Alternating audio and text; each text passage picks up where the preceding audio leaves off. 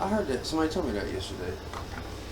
Oh, you talked to another bottle collector on the job site? Nah, we already got everybody banned off of there. It's my boss man. He came out and checked the job today, and he's like, "Let me see what bottles y'all finding." He told us about the purple. He's like, "Yeah, some kind of something that's in there that makes a change." I realized my bag of all the metal stuff I found in the detector, I left it in my work truck. I could bring it back later today, but it's just random. Okay, what? Is this all that you have? Right now, as of now, yeah. Okay, well, first question is, I thought you were going to bring it over on Friday. Isn't today Thursday? Yeah, I'm off early today. Right, and you're not going to be working at all tomorrow? Yeah, I'll be there tomorrow. I'll be back tomorrow too, and I have a whole stash up there in my workshop.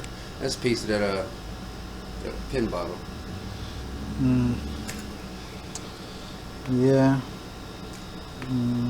Well, if you're wondering why I'm making a video, it's because I have a YouTube channel. But well, I used to have a YouTube channel until about 3 days ago. They somehow decided to ban me, and I can't even figure out why. And I've been working on it for 2 days, trying to get back on there. But and all this right here is just different portion glass pieces, old insulator stuff, turn of the century kind of thing. I pick up everything.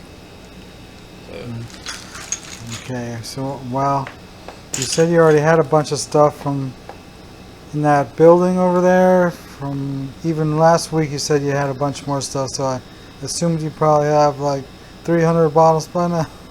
Yeah, I'm trying not to put them all. I have like 2 more totes of these in my work truck, locked up.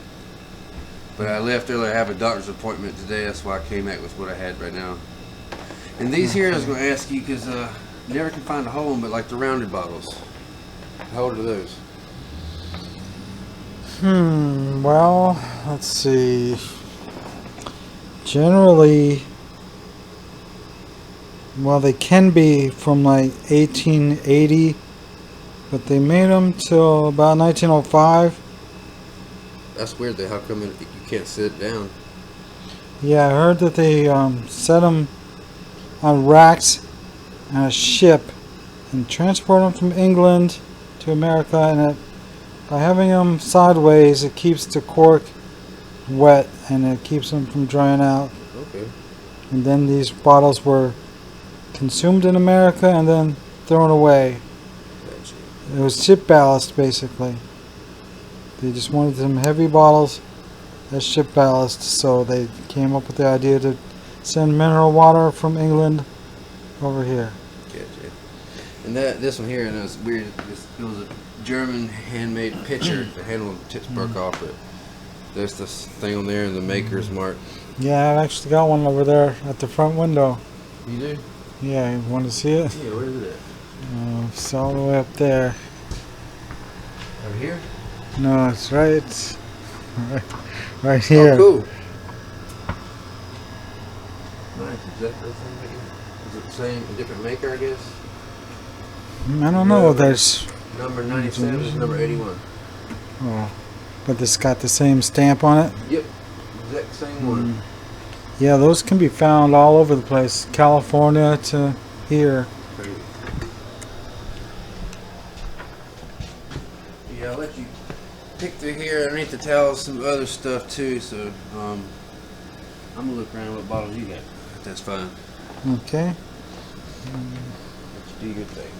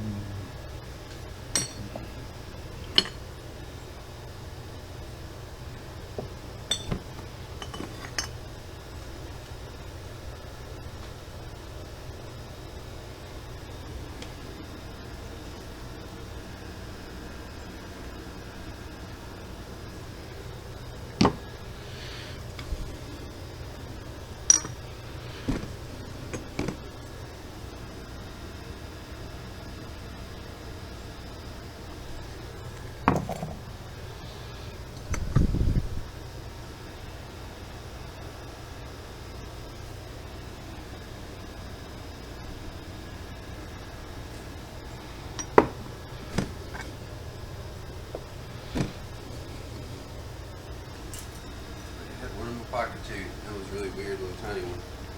Didn't want it to break.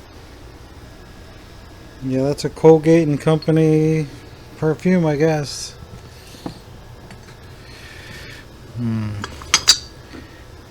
This one is only from 1957. And this one is 1948, and it looks like it got used till 1958 because it's got 10 years of wear How on old do it. you think that one is there? That one could be 1908 to 1914.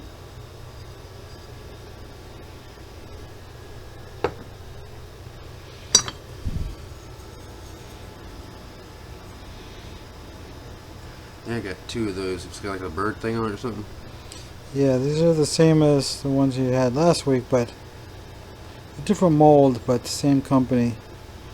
The Eagle is totally different looking on this one. Really scraggly and thin, but still, it's one of the better bottles you've got. That's an early Pepsi one. Yeah, I'm hoping you get some intact Pepsis. Yeah, I'm looking. We started a new section today that's real promising.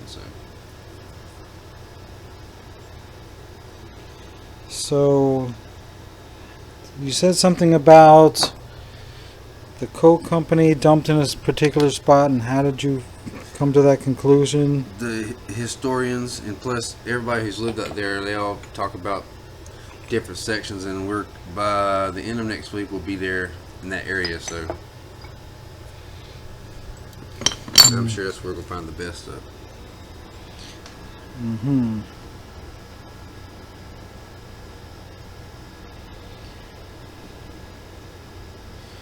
Well, this one is probably the most commonly found whiskey within a 400-mile radius of this area. But just the fact that it's in Boss Whiskey, What year period is it?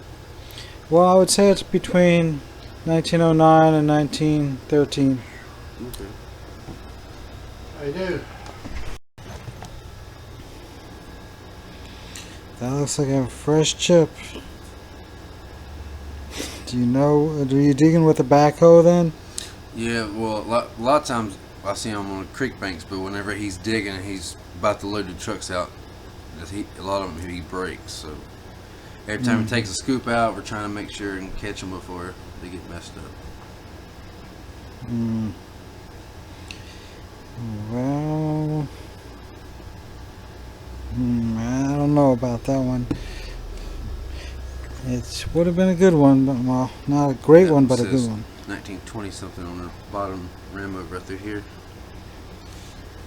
Yeah, I've seen about 5 of these. They're a decent bottle. I've seen about 100 of those. Yes, the most common one I see.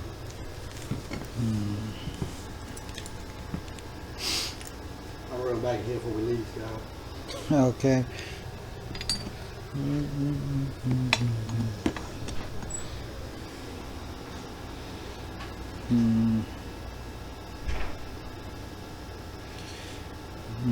Let's see. These might have been some kind of extract that they mix in with liquor.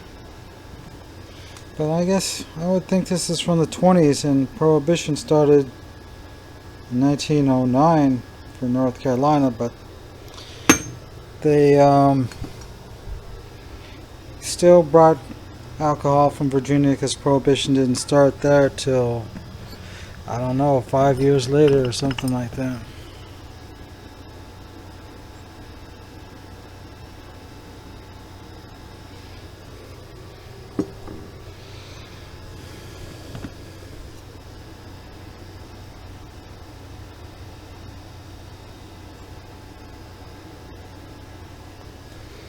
You know, these right here, I thought these was, the hollowed out ones. Mm-hmm. I never could find a hole in them, but I don't know what year period those are. Aren't they supposed to be pretty old? They're all- Yeah, they're definitely more than 100, but they could be like 1880 to 1915. Gotcha. I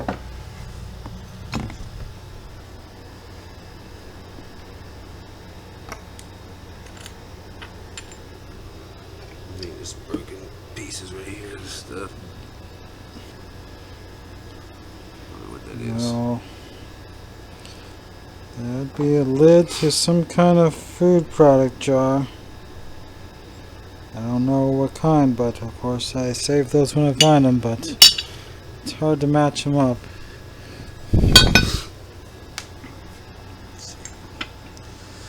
And also, I know you're not interested in that, but all the old pottery that's broken out there, I found the pieces that had the stamps so I can look them up and get ages on them.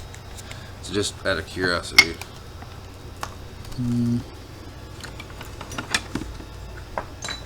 Oh yeah, somebody tried to buy that one off me. It's a Lysol bottle. Oh, somebody tried to buy it. Yep. Well, they're common, but this one is the oldest one I've seen because it's actually blown in a mold. I don't know that I've ever even seen one that's blown in a mold. I've seen like 5 or 6 of them like this, but they're machine made. Yeah. So this one's like probably 1912. So, well, I would want it, but it does have a fracture in the neck, but Gotcha. it still displays good because it's very hard to notice. And it's like I found a couple of these too. Just the old door. You know, at the lock on your door. They had a porcelain knob and a skeleton keyhole. I like the doorknob I found. It kind of looks like an eye. Yeah, I find so many of those. I've probably found 40 of them over the years. We found old guns people toss over bridges, all kind of stuff. You found guns? Yeah. Well, Old what did you rusted. do with those? You gotta turn them in to the police so they can make sure they ain't a crime weapon. But most of the time they're rusted out and they have to clean them. Like, They'd be too rusty to tell whether they're a crime weapon, and especially if the guns are over 20 years old, I would assume they wouldn't yeah, you be get through able 'em. to. Gets real rough. But I have found 10 guns myself, digging for bottles. You have? Yeah. Actually, I found 2 guns digging in Tombstone. Oh wow. So these are the ones you're interested in? Mm-hmm. So these historian types, are they official historians that work for the city, or? Yeah, they're they seem to be nice guys and all, but when we get done at work, they come out there with their metal detectors and they go dig around our spoil piles and that kind of thing, and they found a couple of bowling pin ones. And a buddy of mine, he's got 2. I got just half of ones. You know, like I said, he's on an excavator, so he'll see it and go jump out and grab it. I'm like, man. But they go out there. They have a permit to go out there since they have a museum. They're trying to build it up for the history of Washington. But anything Civil War, I haven't. I just tell them, oh yeah, I got a bottle from Washington, and you know, might donate to their museum. But anything that's Native American or Civil War, Revolutionary War, Colonial, I don't tell them nothing about. But of course, they can go shut our job down. And plus, pretty sure it's full of human bones. There was an old cemetery in the 1700s that got pushed over. Somebody bought the land, and I find so many bones out there that are way too big to be animal bones. With no skulls, huh? Not yet. I found a skull. I'm gonna keep one. You would keep a skull? Probably. I got just a weird collection of stuff. Well, I don't know if I would or not, but luckily I never have found a skull in all my 40 years of digging for stuff. I mean, I found a dead body in the woods, but she wasn't contaminated. And back in Florida, when I was like 12 years old. Oh, so you said your buddy was holding on to one of the 10-pin Coke bottles. Yep. So does that mean? Is that anything? It's a shape like it, but there's no markings on it. Yeah, that's like honestly about $3.50 bottle. Okay. What would have been? Soda, water? Water, probably? Soda water or soda, but I would assume it would be embossed if it was the actual soda. Yes. So those people are probably over there right now messing in the piles, or wait, those other guys are working there, and just you got off early today? Yeah, the other guys are there, but you know we got. They don't come out there every day, but we have like keep out signs. You know they're gonna do what they want to do, whatever. But see, they're only metal detectors don't pick up bottles, and they're only kind of sifting through the piles that we've already gone through. Because all day long we pick through them best we can. But you just said they found 2 perfect 10-pin bottles? One broken one and one perfect one. Did you actually see them? Yeah. And my friend's got a guy I work with. He's got 2. One's perfect condition. The other one's like what do you call them? Flashes, cracks inside, whatever. Mm-hmm. But I'm gonna find you one. I'm gonna find you one. And I'm looking for that Williamston one. Okay, well that's the ultimate, because well, the one is the most common and the one is the most rare. The Washington one, there's probably 100 of those, but the Williamston one, there's probably only 6 of those. Yes.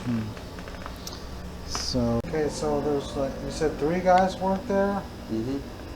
And who would one of them would be considered the boss? The crew leader. Okay, so my question is, are you fencing it off where the creek is, where you're actually digging, so that people can't actually go there and dig more?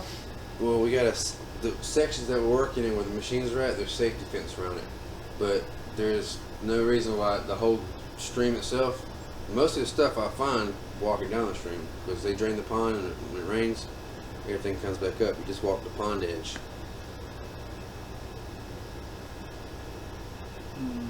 It's called Jack's Creek in Washington, North Carolina. It's about an hour and a half from here. Okay, so what I wanted to ask is, what is to keep me from going there and finding some? I mean, you're more than welcome to try it. Just anytime after 5:30, and on the weekends we're not out there. So last weekend, when you got back there on Monday, did you notice a difference that the people had been digging around over there? No difference. There's a older fella out there who comes, and what he does, he cuts glass and makes drink cups out of them. He I'm round the them one off. who probably gave him the idea, because I put a video on YouTube 5 years ago of that, and since I put that video out, everybody in the country started doing that. Yep. He's like, anything broken, just throw it over the safety fence here. I make glasses. Well, you brought broken ones back that don't even have any embossing on, so if you were saving those, then you should have saved the embossed ones for yourself. Or Yeah. did you even leave him any, or was it Very, just... very few. Like, I have a little pile over there inside where we have a big old enclosed trailer. I got a pile of them. Well, because I might even be willing to buy them, even though I got probably 220 broken bottles that I've made glasses out of. I mean, there's one right there, Okay. and one right there, and one more right there. If I was to go over there, the fenced off area is basically to try and keep people out, but they could get in there if they wanted to somehow. Yeah, it's just a plastic safety fence. Like, only this high? Yeah. Okay. So if the cops show up, I can tell them that you said it was okay? Oh, I don't know. I don't know if I do that. I'd say. But what I'm saying is, our little spoil pile we got now, the one side we completed, it's already done with. We started the opposite side where I think better stuff's gonna be at. But the whole creek that goes all the way to the bridge, once you pull in there, is Harvey Street. Once you pull in there, the whole creek goes down to the bridge, then goes to the main bridge. You can just walk that whole thing. That's where I found. I think I found the sword at, and most of the good bottles. It's like nobody's looking down there, because where we're at, it's a little narrow part, then it widens out, stuff goes downstream, so that's where I'm finding the best stuff. Where people aren't going is where you're finding the best stuff? Yeah, because everybody thinks that right now, since we're digging the dirt up, they're going to find stuff, and mostly broken bottles. Most of this stuff I find is me walking downstream towards Pamlico River. Wouldn't they have already looked at that last week? You would have thought so, but they never do. So I ain't telling them.